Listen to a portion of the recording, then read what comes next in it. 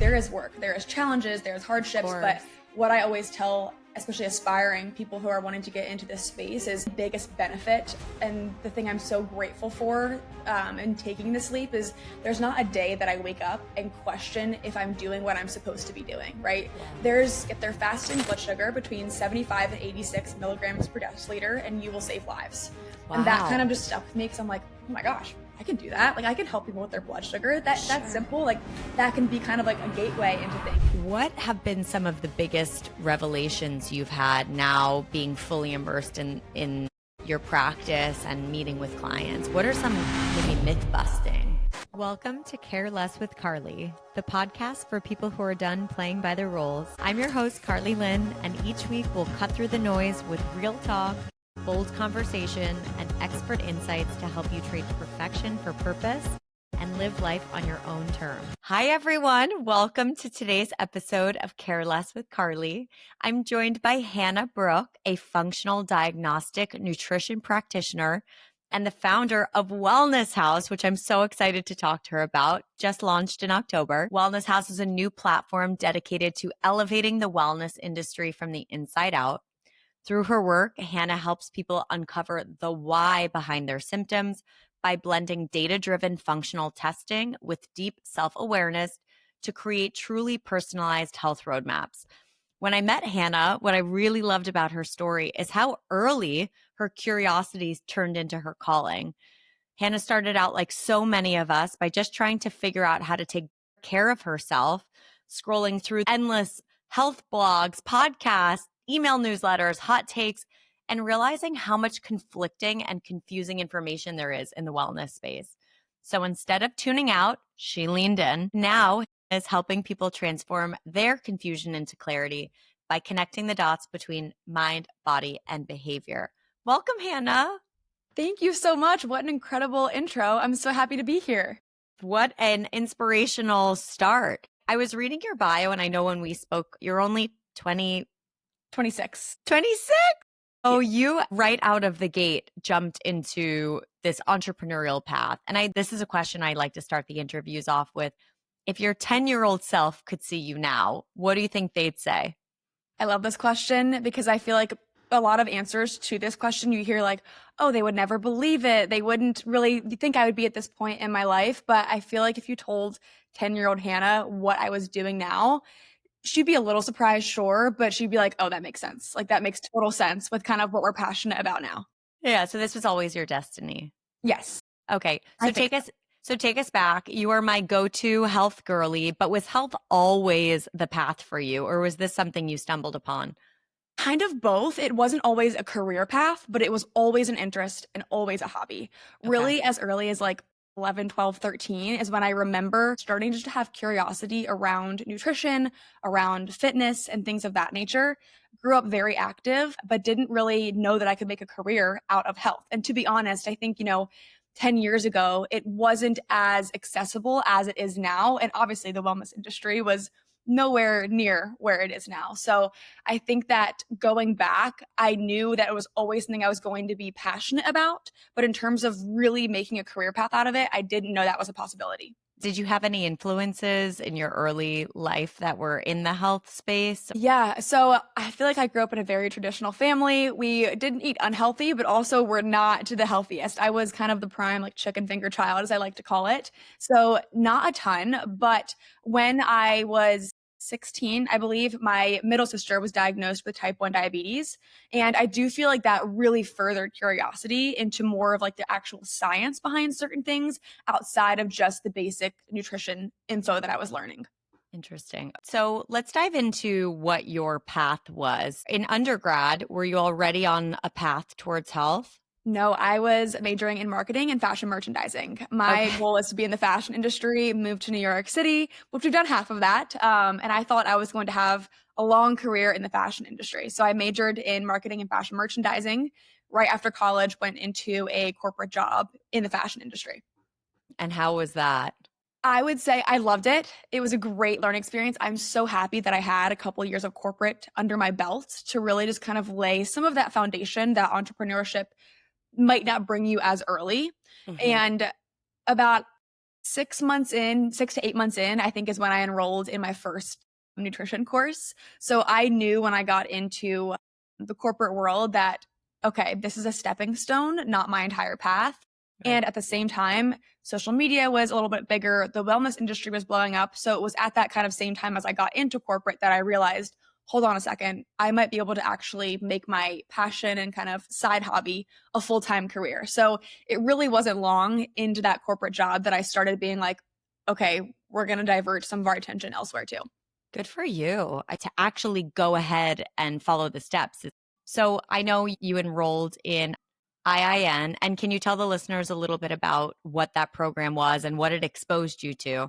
Yeah, absolutely. So IIN is Institute for Integrative Nutrition, and it's a health coaching certification. So it allows you to coach clients on different health topics. It doesn't allow you to diagnose, go into the labs, but really focus on nutrition, lifestyle factors, environment, relationships, and how all of those things combined will impact your health. What were some of the big takeaways from that program? At this point, you're working in corporate. You were doing this on the side? I was doing this on the side, yes. Okay. So at this point, you have a stable corporate job. You're working in an area that you studied. So, things seemingly are aligned. But what was it that lit up for you in IIN? Yeah, there was a couple specific lectures. I loved the program in itself, but I kind of went into it with not a ton of expectations. I knew I wanted to make it a career, but I didn't know how soon that would be. I didn't have a strict timeline for it. I really just wanted to learn because I think even going back to, 10 plus years prior, that was always my hobby is to learn more about it, even for my own health. So I went into it kind of with that mindset. And there were a couple specific lectures where I was just captivated with the knowledge. One in particular that I always say because it stuck with me. There was a lecture, and I forget her name. I'll have to pull her name. But an incredible woman had said, work on your client's blood sugar, get their fasting blood sugar between 75 and 86 milligrams per deciliter, and you will save lives. And that kind Wow. of just stuck with me because I'm like, oh my gosh, I can do that. Like I can help people with their blood sugar. That's Sure. simple. Like that can be kind of like a gateway into things. So there was a couple of scenarios like that and different case studies on people making kind of miraculous results in their health where it suddenly transitioned from me just kind of wanting to learn more and thinking that IIN would kind of like solve that craving for more learnings. And it really only fueled it. It was like the more I learned, the more I wanted to know. And that was kind of a great confirmation of like, oh, okay, this isn't the end point. This is just the starting point. Right. Wow. That's really well said. And it's interesting because I've interviewed now a lot of founders, and it's funny to hear that there's this theme that always pops up, which is when it excites you, when it sparks something in you, that's how you know you're on a path. And on the other side of that, I speak to a lot of people who were living lives or following paths where they felt really stuck and really lethargic and really unmotivated and sometimes even hopeless. And that's like the universe's way. I know you talk a lot about body and behavior, but the universe's way of signaling this is not the right path for you. So I love how you even described like you were excited by it and sounds like you were fueled. Yeah, 100%. And still to this day, I mean, I will be fully transparent. And I think you probably have gathered this from all of your other interviews too, but there is still the aspect of like, while I love the work that I do, there is work, there is challenges, there's Of hardships. But course. what I always tell people who are wanting to get into this space is the probably biggest benefit and the thing I'm so grateful for in taking this leap is there's not a day that I wake up and question if I'm doing what I'm supposed to be doing, right? There's maybe different paths I should be going down, different areas of this industry that I should be exploring, but I always wake up knowing I'm in the right field, if that makes sense. Totally makes sense. Totally makes sense. And I can connect with that deeply. There's so much also that you mentioned that I want to talk about. Let's go back to discussing how you eventually made the leap into having your own business. Did you receive any pushback? Did friends or family question your decisions? Did you have any nerves around it? What was that like for you? So many nerves. And I always say, like, especially with social media, I was kind of starting social media at this point too, and just sharing what I was learning to try and show the in betweens because so often we see the before and the after of, hey, I enrolled in this course and then look, boom, I'm launching a practice. And there was so much in between. And so I could talk about that for a while. And I'm sure we'll get into kind of some of those, self-doubt thoughts and things of that nature. Friends were incredibly supportive. My parents are entrepreneurs. My grandfather was an entrepreneur as well. So they definitely understood that path. But I do think that while they were still incredibly supportive, they didn't doubt me for a second. You could still kind of see the question in their head of like, can this really be a stable career path? Like, is there enough demand and hunger in this wellness industry for her to make a long term career out of this? And I think probably 4 months into fully launching my practice, they were like, oh, okay, this is going to be an amazing, incredible thing. But there was that initial slight doubt, even though there was an immense amount of support that I could see. And on my end, I went back and forth all of the time. I feel like, as long as you just decide that you're going to do it more days than you decide you're not going to do it, that's what has to be done. Because it wasn't like every single day I was, amazing. We're one step closer to launching the practice. Like, this is right. I know I'm supposed to be doing this. I had those doubts because I was also young. At the time, I was 23. And so I'm like, do I need to give corporate more of a shot? Like, can I leave the corporate work world at this age? Is it too early? Am I jumping the gun? I had a lot of those doubts. And then slowly they transitioned to, no, we got to go for this. Yeah. Wow. Wow. And that's so brave of you. At any point, you could have decided, no, my friends are in corporate. I'll stay in corporate. This is safer. This is more predictable. But you went for it. And I know you also received other credentials along the way too. Yes. Halfway into IIN, I enrolled in a second course. It was kind of what I was talking about, where I kind of immediately knew I wanted to learn more. So I enrolled in a course with Cornell University online. And that was more of a science backed course diving into the biochemistry of the body, digestion, cardiovascular health, things of that nature. And then as I finished IIN, I was still in Cornell, overlapped with a course to become a practitioner. The one I did was FDN. There's a couple of different courses out there that certify you to be a practitioner. And what that really does is allow you to order and read labs. I knew that's what I wanted to do because you can help people with their nutrition all day, their workout routines, but I wanted to see what was going on in their individual bodies to tailor it to them. And I think labs are an incredible way to do that. So I knew I wanted kind of that ability. And then after that, of course, when I was kind of fully certified to be able to go and start my practice, I had a knack for wanting to go a little bit deeper into education and really felt great about blood chemistry. So I got further into blood chemistry and took a course on that. And that to this day is still one of the big foundations of my practice is blood work. Right. Especially since an early influence was telling you about the power of balancing blood sugar. Yes, so exactly. That probably also piqued more of your curiosity. For listeners who aren't as familiar, maybe their experience with going to a doctor is they go to their primary care doctor. You're a functional diagnostic nutrition practitioner.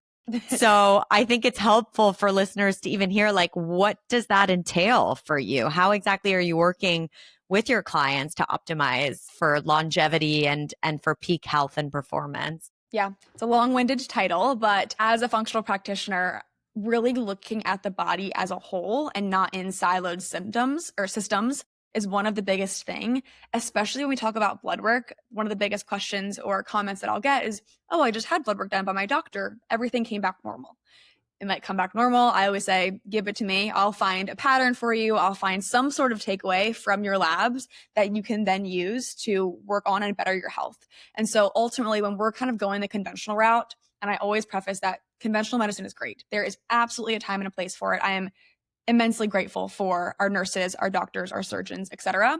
They're needed. However, where conventional medicine really lacks is looking at the things that happen before you need to be treated.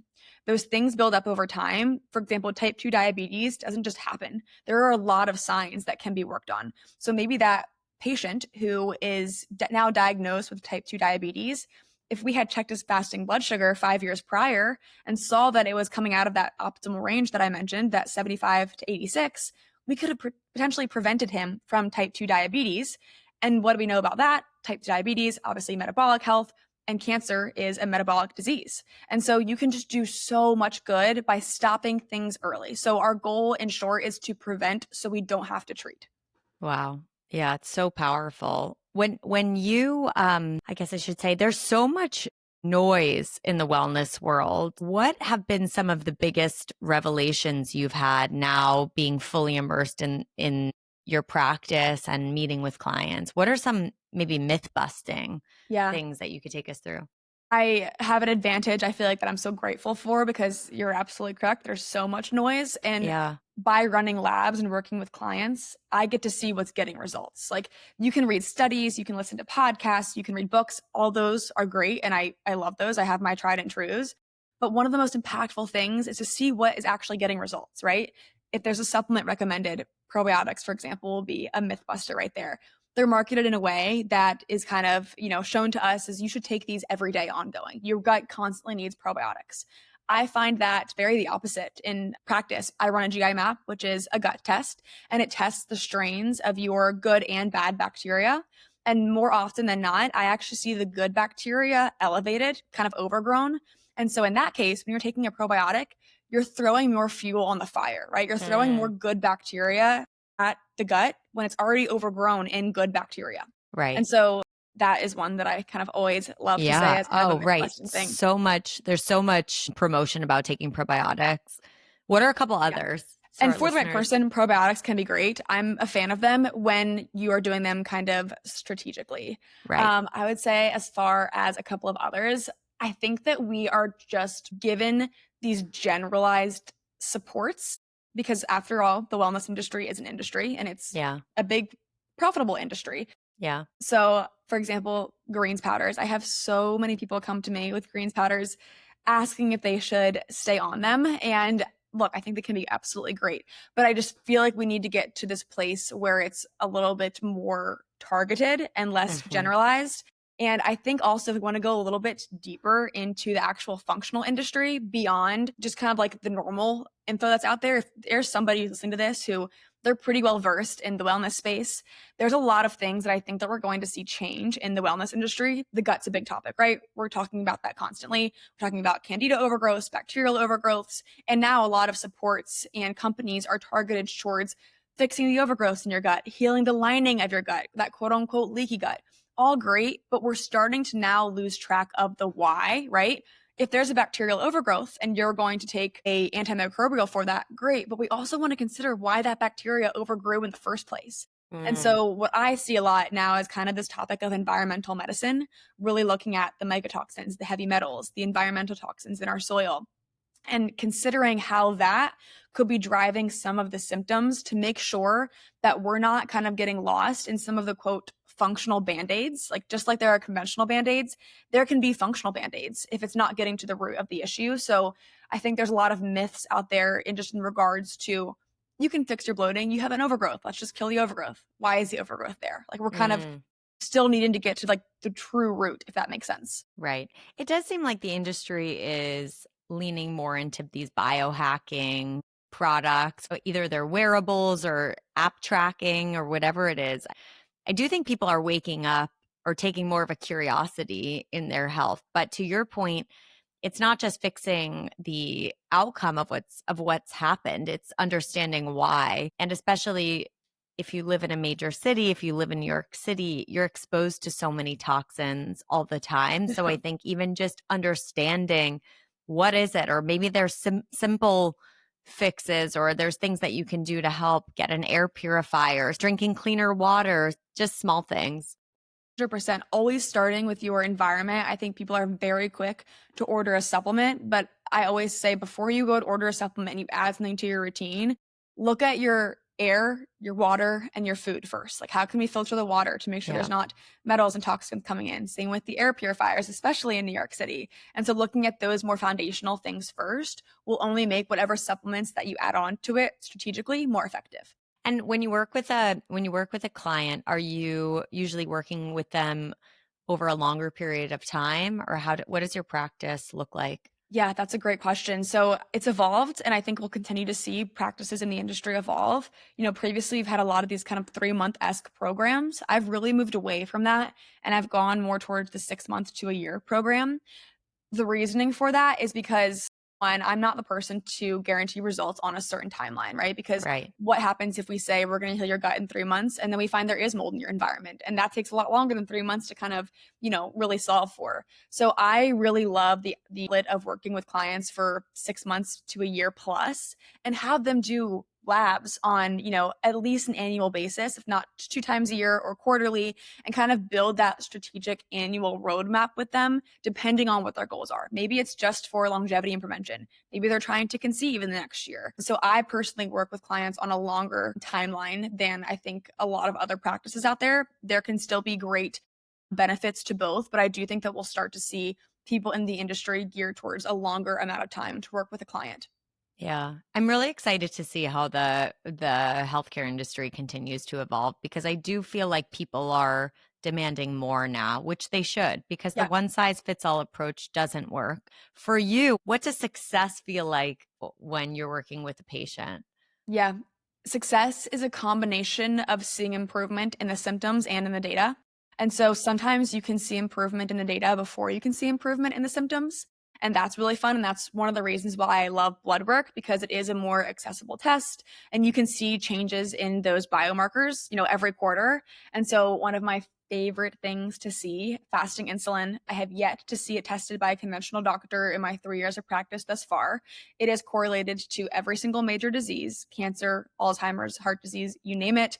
I'm not sure if you have read the book Outlive by Dr. Peter Attia, but I highly recommend it. It's a really incredible book, and he talks a lot about just disease prevention as a whole, but also about fasting insulin. So I tested it with every single client. One of my favorite things to see is that insulin marker come down into optimal range, because we are seeing the actual change in your body and seeing how much work we're doing in terms of prevention. Because maybe someone's fasting insulin is 10, optimal range is 2 to 6. If we can get that down to 6 versus over time that coming up to 15, you have done so much good in your body. So markers like that, like those kind of markers that are correlated to longevity, are some of my favorites to see. I work with a lot of acne and skin clients. So obviously the results there are very visible. And so I love when, a 16-year-old who wasn't wanting to go to school is now feeling more confident to go to school and happy with her skin. There's nothing more rewarding in the world. So there's a lot of those, symptom changes in terms of bloating, skin, weight. But also I think the changes in the data can be just as exciting sometimes. Yeah, wow, that's really well said. And probably varies per client, Yes, right? Like absolutely. what their goals are. Yes. I want to talk about Wellness House. Can you Thank tell the you. listeners what you're building and what they can look out for? Absolutely. So, Wellness Haus is a media company, and we've launched with our first arm being a membership platform. Our second will be events in 2026. And this is really rooted from my own experience as a practitioner. A lot of us practitioners also own our own practices. And so now you are tasked with the role of being a practitioner, which is rewarding work, but it's also very demanding work. You're in charge of people's most valuable asset, their health. So it's very just demanding work at times. And then as an entrepreneur, running a business is also a full-time job. And so typically in this conventional field, you're not tasked with both being the healer and the entrepreneur, right? You have mentorship, or maybe there's residency processes that you're going through. We don't have that in the functional landscape yet. And it's really hard to not have someone to bounce ideas off of, or just get a second set of eyes on a case. When you're looking at client cases all week long and labs, it can be really helpful to have someone say, like, hey, do you see this too? Do you see this pattern? So with Wellness Haus, with the membership, what I really wanted to do was provide a place where we can, one, have case studies, because like I said, books, podcasts, courses, they're incredible, but case studies, like seeing what real clients had for real results, is one of my, in my opinion, one of the most impactful ways of education that we can dive into. So we have case studies from other practitioners, and those practitioners have different expertises. So maybe it's blood chem that they're really focused on. Maybe it's mold and mycotoxins that they're kind of specializing in. And so just sharing all of that knowledge with practitioners, and not really gatekeeping what we're doing in protocols, is one of my biggest things. Because previously it has been a little bit gatekept. And I always say your practitioner certification is your jumping ground. It's not the entirety of your education. It's kind of where you're just getting started. No, of So course. where you go from there, it's kind of hard to find a next step unless you can find a mentor. So Wellness Haus is kind of a way to bring in those mentors, bring in those case studies. We also have masterclasses from different brands. The supplement industry is booming, which is great, but really being able to cut through the noise and have practitioners be able to cut through the noise for their clients of, what are the brand's testing processes? Who's behind the brand? Do I trust their intentions? Like, what are they kind of doing in the long-term mission of this brand? Do I want to affiliate myself with this? We also have live house sessions, which are essentially kind of practitioner think tanks where you can come onto the call and say, hey, I'm stuck on this client case. Like, can you look at this thyroid panel? Does anybody have an insight as to what might be going on here? And then we also have, community forums that you can pop in a question, pop in a resource, and just really lean on a community of practitioners so that you don't feel so siloed. And then, as I said, in 2026, we will also dive into events. So I think IRL events are one of the most impactful things for me personally. They've led to some really incredible changes in my career and connections in my career. So not only from the business and entrepreneurial growth standpoint, but also from the learning standpoint. There's a lot of wellness events out there, but I really want to do them in a way that speaks to practitioners and a little bit more science backed. And for example, not just partnering with any brands, but partnering with brands that we've actually seen get clients results in practice so that we can become more educated as practitioners. We can better help all of our clients. And that's how we kind of elevate the industry as a whole.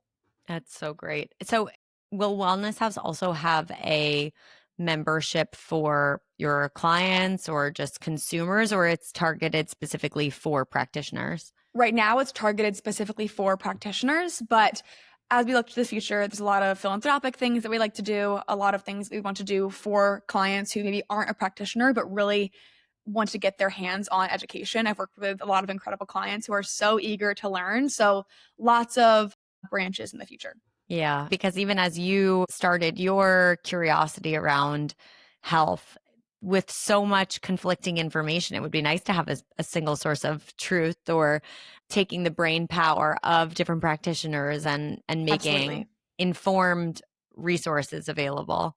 Absolutely. I'm excited because I think, with your one-on-one practice, I still obviously see clients one-on-one, but I can only see so many one-on-one clients. So there's a cap there. But with Wellness House, there's so many ways we can touch people. So I'm really excited for that. It's such a cool opportunity. And it's true, everything you just said. You are a practitioner, you're also an entrepreneur, you're building now a media company. You're a one-woman operation. I mean, this is a lot of work. With that, what's something that you do to stay grounded, to stay clear, because you can't be pouring from an empty cup? You cannot be pouring from an empty cup. And this is going to be maybe an obvious thing to say, but I have to pour into my own health extensively to be able to pour into these businesses. And that sounds like it should be an automatic thing of this is what you do for a living. Like why you're of course you're pouring into your health. And I have my habits and I have my kind of baseline, but it's still so easy when you're prioritizing the health of your clients so much to deprioritize yours. And so Yes. I've really realized in this season just how important it is to carve out that time. Something else that I'm realizing, I'm not sure if you've kind of, been feeling this too, but I'm now at the point where being really protective of my time is of utmost importance. I feel like if you're not the guard of your time, you're become prisoner to it. And so I really have been strategic with outsourcing where I can and really time blocking to be most efficient. Those have helped me so far, but I'm constantly learning. Yeah. And so important. One practice that I love is that I don't look at my phone for the first 30 minutes to an hour of my day. Yep. I start the day doing whatever I need to do to fill my own cup, as you said, and then the day can begin. Yes. Are there any simple practices that you have?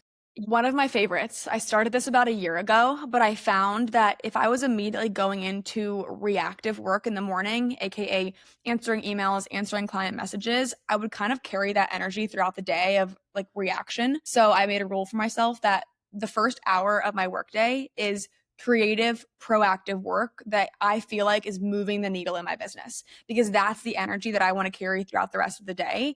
And every time without fail, I feel more energized and a better practitioner, a better entrepreneur when I go throughout the rest of my day to then do the reactive work. If I'm making sure that I'm doing proactive work for my business and almost kind of that saying of working on your business before you work in your business and starting my day with that, it's really helped.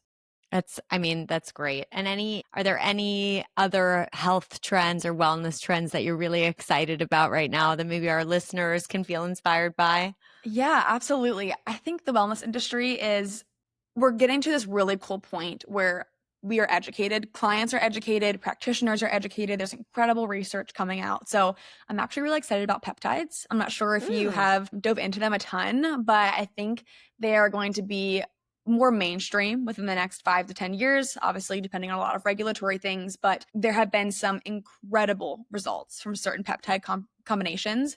And I think we're going to see that really kind of continue to grow over the next 5 to 10 years and get people really incredible results, but also help them work towards longevity and disease prevention.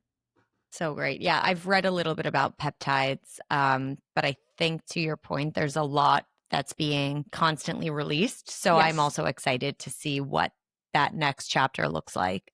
Yeah, I think we'll have some great research coming out on it. There's a company called Healthgevity that's doing some really cool things with oral peptides. So I highly recommend anybody look into their support. They've got some really great formulations.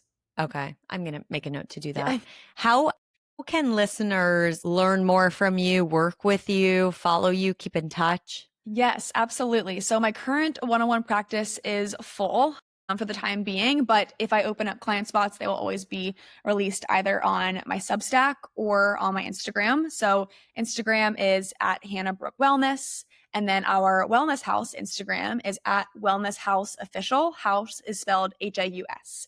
Those are Okay. really kind of the two places where I am most active. But if you'd like to connect too for Wellness Haus, we can put my email in the show notes. Yes, definitely. And for your Substack, what kind of content are you sharing there? Yes, I love Substack. I love the long form content, and I really like it to be a place of education where I can go a little bit deeper than I can on social media. So it is not where I am, really selling like client spots or selling Wellness Haus. I want it to be a place where people can come and feel like they're not getting sold to, they're just getting the education. So that's one of my big focuses with it.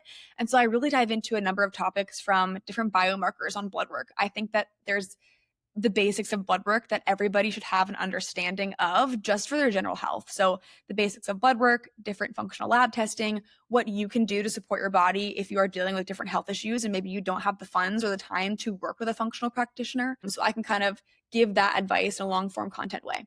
Yeah, that's great. And thank you for sharing all of that information with us because there's so much noise. It's nice to have a practitioner who has studied this and researched it and is currently doing the work sharing that information. Yes, I love to share lab results. I love to share kind of all those researches, the studies, and I think hopefully help people weed through the noise. Well, Hannah, thank you so much for sharing your journey. I can't believe you're only 26. You said it, health is your most important asset. Really inspired by you, and I can't wait to see everything that you continue to build and create both with your private clients and with Wellness Haus. Thanks for tuning in to Care Less with Carly. If this episode resonated with you or reminded you to stop living by someone else's rules, I would love to hear about it. Don't forget to hit subscribe so you never miss an episode. And if you enjoyed today's conversation, leaving a quick review means the world and helps more people find the show. If there's a guest you'd love to hear from, DM me their name at Careless with Carly on Instagram or drop me a comment. I'm always looking for powerful, honest voices to bring into this space. Until next time, you got this. Keep caring less about what others think and more about what makes you come alive.